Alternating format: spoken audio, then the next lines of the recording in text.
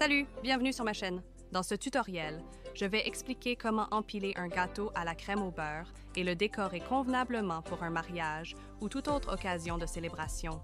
Maintenant, comme vous l'avez peut-être vu, j'ai déjà fait un tutoriel sur l'empilement de gâteaux que certains d'entre vous ont trouvé très utile, mais c'était avec un gâteau nu, et je pense que l'empilement d'un gâteau entièrement recouvert de crème au beurre est un jeu totalement différent. Ce n'est pas facile, mais c'est possible, et je suis là pour vous démontrer comment faire. Donc, comme vous le voyez, je n'ai pas encore mon gâteau car je dois préparer certaines choses d'abord. Ce que j'ai, ce sont plusieurs planches à gâteau de différentes tailles dont je vais vous expliquer les détails dans une minute. J'ai une perceuse et je sais que vous vous demandez probablement comment cela peut être un outil de décoration de gâteau. C'est pour percer des trous dans ces planches à gâteau que je vais vous montrer assez bientôt et j'ai des pailles et un goujon central et j'ai aussi un nouveau guide que j'ai hâte de vous montrer également. Donc, quand il s'agit d'empiler un gâteau, il ne peut jamais y avoir d'éponge et de crème au beurre qui soutiennent d'autres éponges et crème au beurre. Donc, le gâteau a des supports comme les pailles et chaque étage est sur son propre plateau à gâteau. Donc, la première chose que nous devons faire est de préparer des plateaux à gâteau. Donc, j'ai un plateau à gâteau de 6 pouces et un de 4 pouces. Donc, ce sont les mêmes tailles que mes deux étages supérieurs du gâteau. Et j'ai aussi deux plateaux réutilisables sur lesquels ils vont se poser. Mais avant toute action, je dois percer un trou au centre de ces deux planches pour y insérer le tige central. Et c'est là que ce guide incroyable entre en jeu. Alors Lissilou a créé ce produit incroyable que je pense que chaque fabricant de gâteaux désirait sans s'en rendre compte. Et c'est un guide pour vous montrer où se trouve le centre d'un plateau à gâteau afin que vous puissiez le marquer et le faire percer à travers. Sur celui-ci, il a toutes les différentes tailles et exactement où se trouvent les centres des tailles. Donc ceci est mon 6 pouces, et si je le place directement sous le guide, il aligne parfaitement. Je peux voir et je marquerai exactement où se trouve le centre de la planche de 6 pouces. Et maintenant, je peux voir où se trouve le centre de la planche de 6 pouces. Et je vais faire la même chose avec la planche de 4 pouces. Marquez le centre. Mettez le lien vers ce produit dans la boîte de description de la vidéo, alors allez-y et jetez un œil. Je pense qu'il livre partout dans le monde, donc où que vous soyez, votre vie est sur le point de changer. Donc maintenant, je sais où se trouve le centre du tableau. Je peux maintenant percer le trou. Donc je vais le placer sur ce conteneur, prendre la perceuse et la pointer exactement là où je l'ai marqué, qui est le centre et perce un trou à travers. Et le conteneur attrape aussi tous les morceaux supplémentaires qui tombent. Bien sûr, vous voulez simplement vérifier que le bâton peut passer à travers. Je peux donc répéter la même action sur les 10 cm. Et je peux déjà voir que les deux trous de chaque planche s'alignent parfaitement. Et donc ces planches avec les trous dedans sont les balles allant directement dans le conteneur. Je vais percer un trou dans ce conteneur sous chaque étage et attacher les gâteaux à des planches plus grandes avec du ruban adhésif pour la décoration. Donc je vais faire une boucle avec le ruban adhésif et le poser. Donc désormais, cette planche restera fixe quand j'empile mon gâteau. Bien, donc maintenant, ces planches sont prêtes pour les gâteaux qui ont été refroidis dans le frigo pour devenir bien fermes. Donc je vais aller les chercher et vous montrer comment les préparer.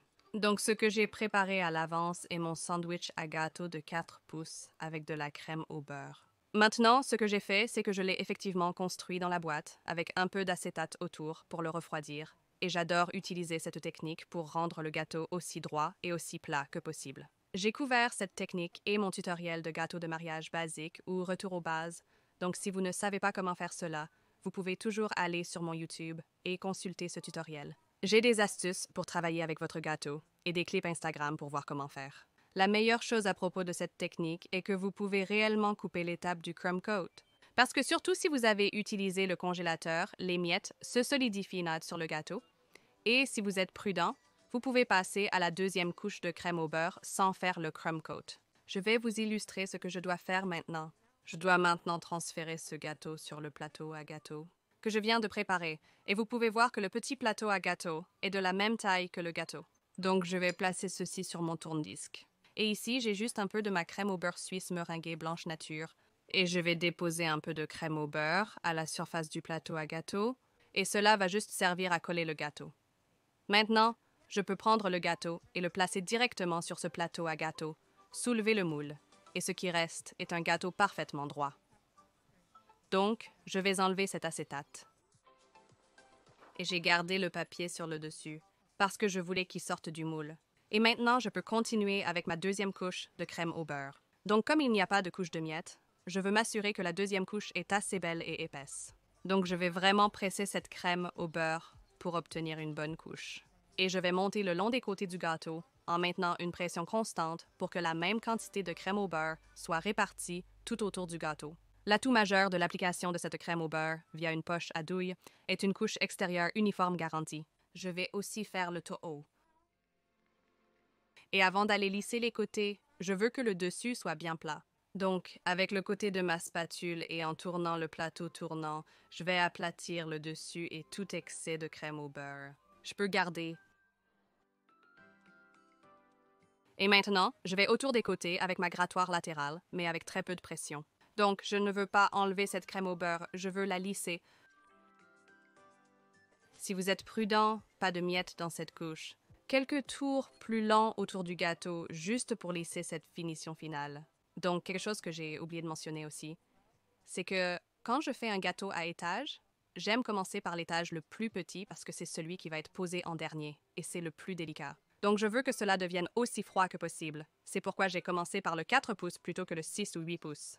Donc, je le mettrai au congélateur. Vous pouvez voir que j'ai laissé les coins bruts.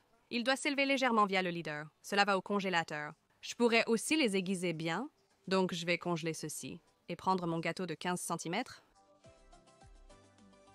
Donc, j'ai préparé mon gâteau de 15 cm, exactement comme le gâteau de 10 cm qui ira sur cette planche. Donc, la planche argentée est de la même taille que le gâteau de 15 cm, donc encore une fois. Je vais mettre un peu de crème au beurre sur la planche. Et ce gâteau était un peu plus court que l'acétate. Donc, je vais le sortir du moule et le placer directement sur cette planche à gâteau plus petite, enlever l'acétate. On peut vraiment voir à quel point il est plus droit lorsque vous utilisez cette technique de l'acétate. Encore une fois, continuez avec cette deuxième couche de crème au beurre, bien épais en commençant par le bas. Et en remontant sur les côtés du gâteau, jusqu'en haut avec ma spatule, je vais simplement aplatir ce sommet en tournant mon plateau tournant et en utilisant le côté de la spatule pour créer un sommet bien plat et uniforme. Et maintenant, je peux faire le tour des côtés avec la raclette et lisser à nouveau cette crème au beurre. Je laisse encore une fois les coins rugueux. Je vais les couper et les congeler pendant une vingtaine de minutes. Et je vais décorer le 8 pouces qui est le plus grand étage de ce gâteau.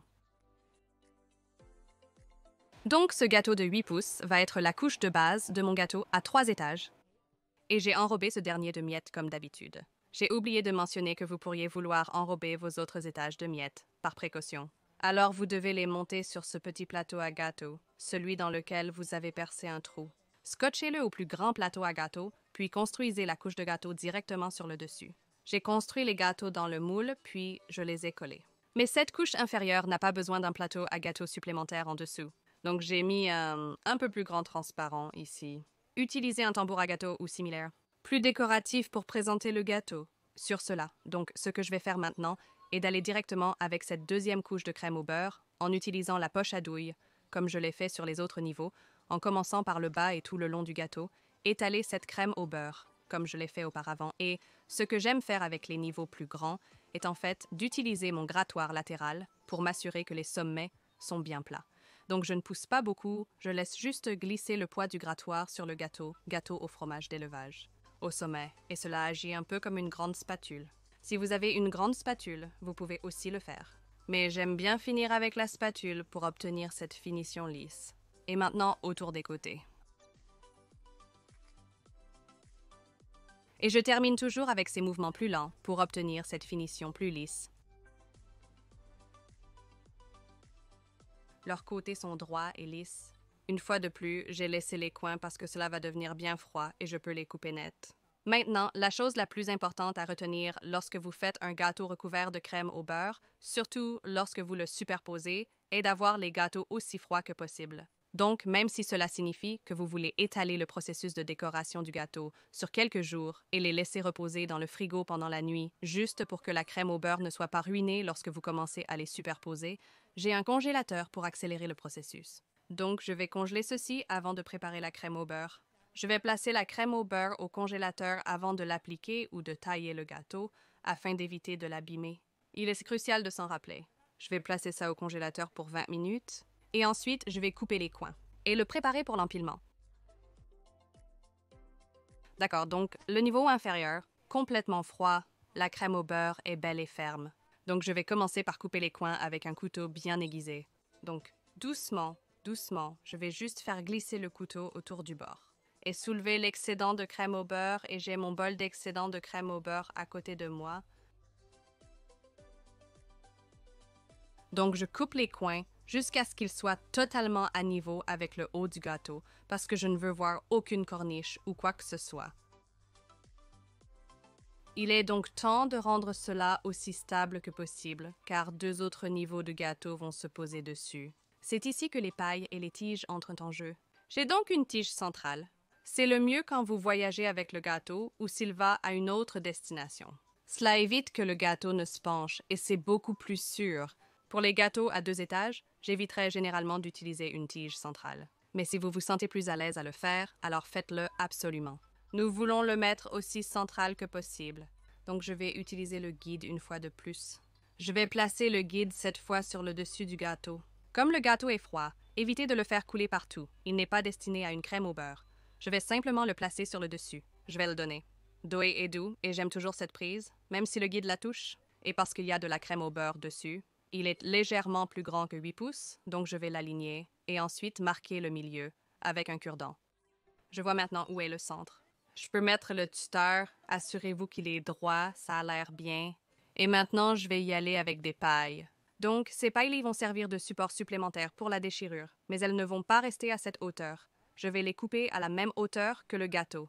Mais ce que je veux faire, c'est d'abord insérer chaque paille. Et ensuite, je les couperai à la taille voulue.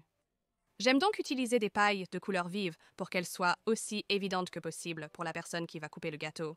J'ai donc 5 pailles dans cette déchirure et maintenant je peux les tailler à la taille. J'aime donc lui donner un petit mouvement pour marquer où se termine la crème au beurre, la soulever un peu, la couper avec des ciseaux et la presser à nouveau vers le bas, de sorte qu'elle soit à fleur du haut du gâteau et je ne peux pas assez insister sur l'importance que le gâteau soit froid à ce stade, surtout parce que vous allez maintenant y aller avec vos doigts. Et ce sont ces pailles qui vont soutenir le plateau de gâteau qui est sous les 6 pouces qui vont suivre. Donc ce gâteau est prêt à partir, mais je dois d'abord couper les coins du gâteau de 6 pouces, donc je vais le remettre au frigo pour qu'il reste froid. Il est crucial que le gâteau soit bien froid, notamment car nous allons ajouter d'autres couches. Donc la 6e couche du congélateur, encore une fois la crème au beurre est ferme, donc je vais couper les coins comme la dernière fois.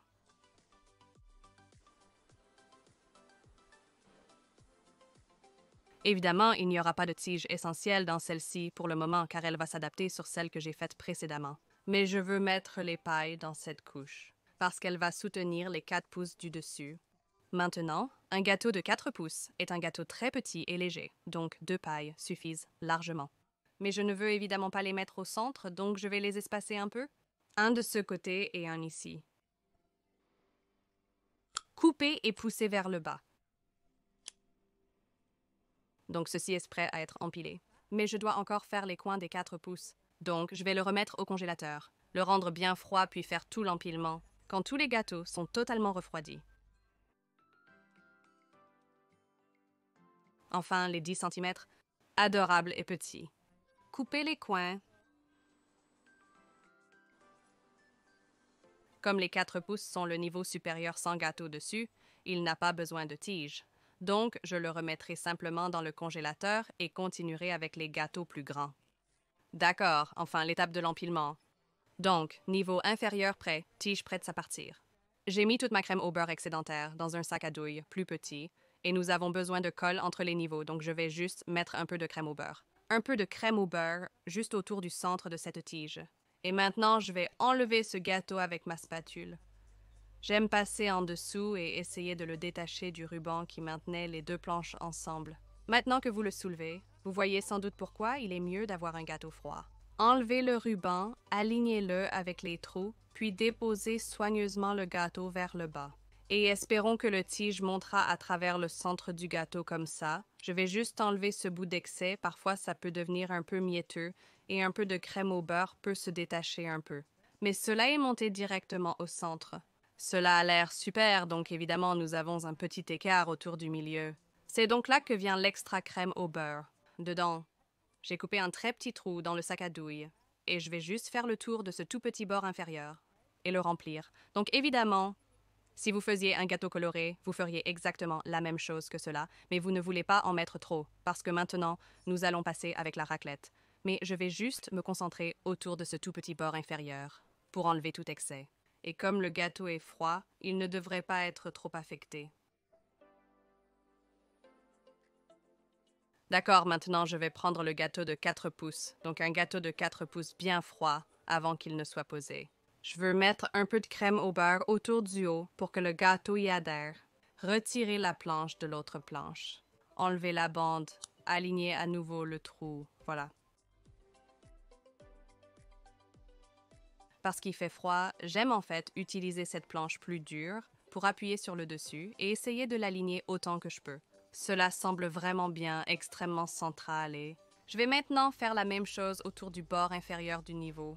Et ensuite avec le grattoir parfait, car c'est la saison des mariages ou en été, et je fais un gâteau à étage. Je vais décorer cela comme un gâteau de mariage avec des fleurs fraîches. Alors je vais prendre les fleurs et vous montrer comment je termine cela. Donc ce que j'ai préparé, ce sont des fleurs fraîches que j'ai montrées au fil des ans de multiples façons d'attacher des fleurs fraîches à votre gâteau.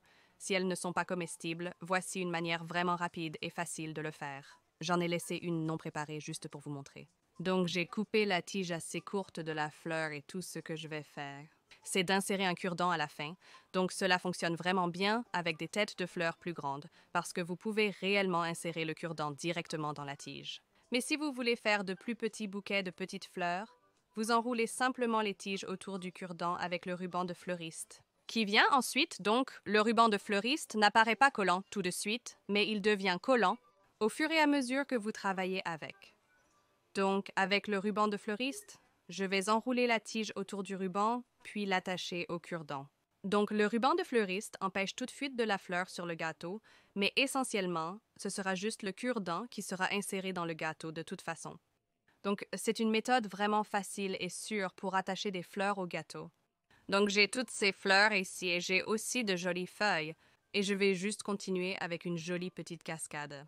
Et ensuite, un peu de feuilles d'or pour finir.